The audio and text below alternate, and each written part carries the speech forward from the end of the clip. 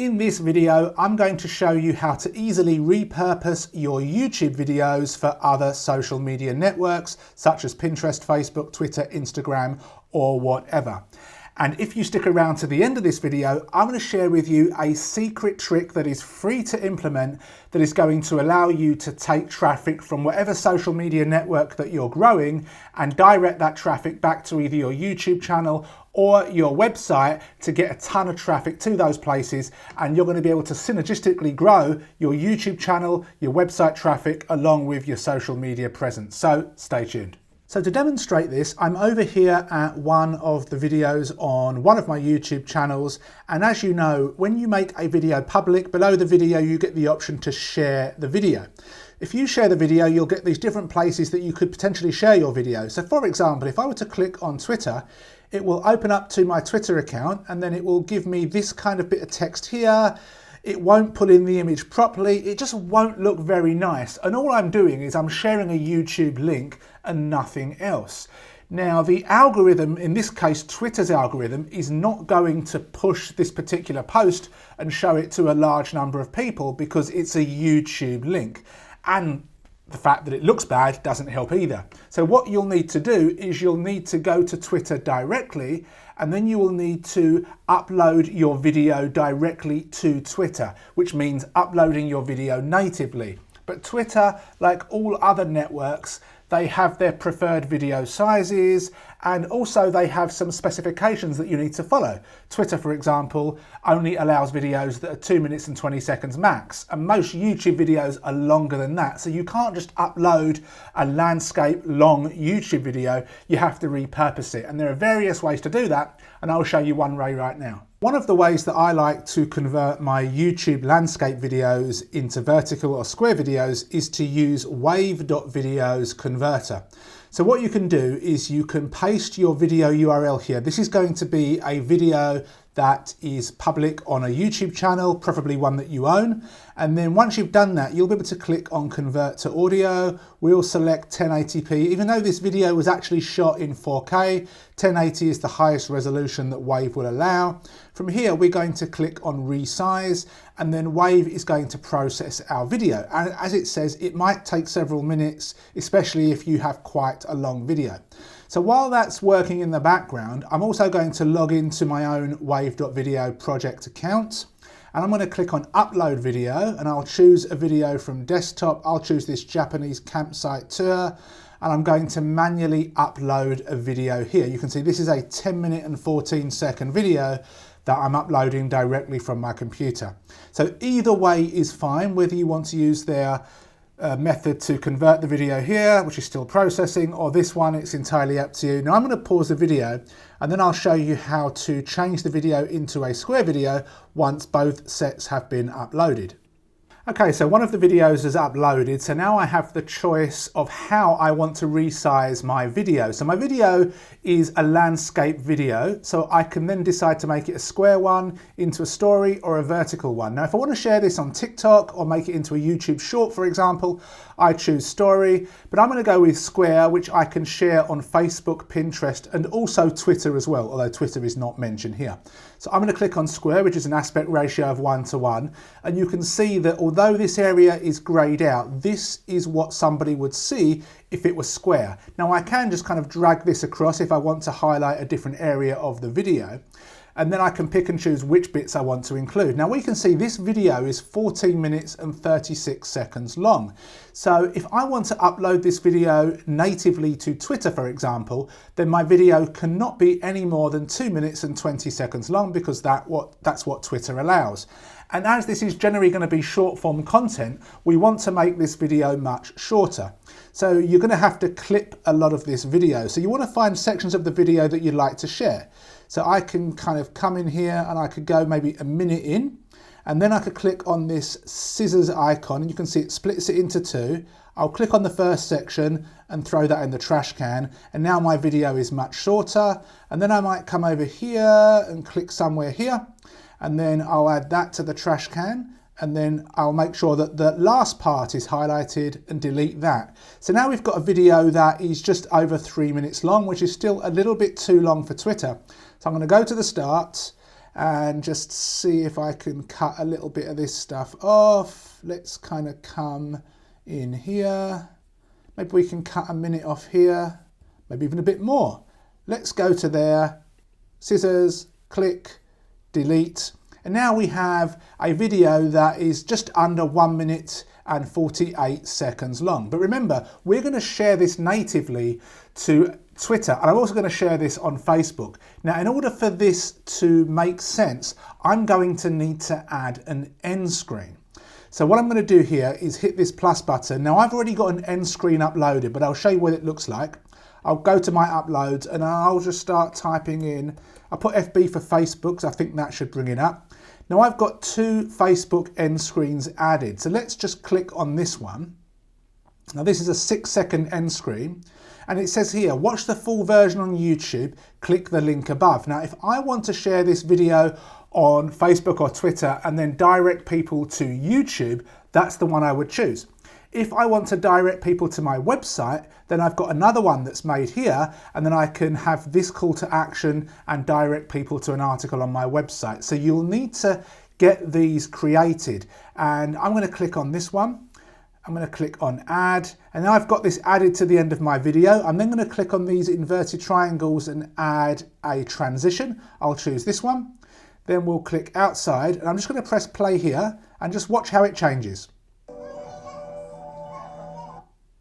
Okay, now there was a bit of sound, and this is silent. There's no sound on this video. So I'm going to go back here, and I'm going to fade out the audio for the last 5 seconds. So let's just press play.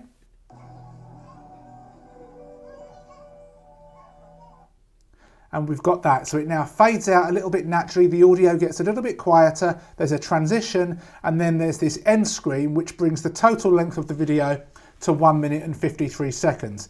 Now, the reason that I've got this end screen created is because it makes sense. When somebody's watching it on Facebook or Twitter, I can add a link above the video so that anybody that sees this will know where to go to click. If I were to share this video on Pinterest, for example, I'm going to need something a little bit different, and I'm going to share that later on. So first things first, I'm going to hit publish video, and when this loads up, I'm going to hit render. Make sure it's at 1080p. We're going to click render.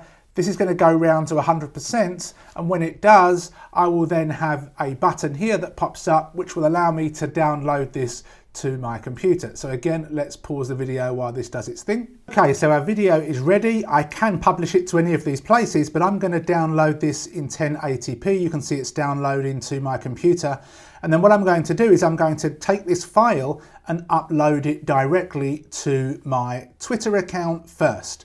So I'm going to come on here over to Twitter. I'm going to click on this little picture icon. I'm going to go to my downloads. It's this one here. I'm going to open this up, and this is now 1 minute and 53 seconds long. So I can now write a little bit of information about what this is, and then I'm also going to head on over here and grab the full link of the YouTube video, and I'm going to paste this in here. And before that, I'm going to say, watch the full version here. And we'll just add a little colon. And then before that, I will say, this flower garden is the most amazing in Japan. Check out my mini tour and watch the full video on YouTube. I've got the link here. I can then come down here. It's uploaded. I can hit tweet. And now this video is going to be uploaded, and you can see it's already uploaded. And the great thing is, when people come to the end, watch the full version on YouTube. Click the link above, which is this link, which then takes them to the YouTube video. Now, I can upload the exact same video to Facebook using Facebook's Meta Suite. I'm not going to do that right now, but again, any platform which allows a square video, I can upload this to. Now, Pinterest is another one that I can also use. However, this end screen is not going to make any sense to somebody viewing this video on Pinterest because there is no link above the video. The link is to the right of the video. And that is what I mentioned at the start of this particular video. The secret sauce is to have these end screens created already. So let me open up another end screen that I've got. This is my Pinterest one. It looks the same, but again, if we come to the end, and press play, click the link to the right. Let's just kind of go back and press play again. That is going to make sense for Pinterest because the actual link on a Pinterest video will be to the right. So whatever social media platform you're using, make sure that the end screen that you create or get created makes sense. Now these are just MP4 files. You can make them yourself or you can outsource them. There's a little image and then there's just a call to action down here. Whether you want to change the word to read more on my blog, read more on my website, check out more on my Facebook fan page, it's entirely up to you. It depends what you're doing.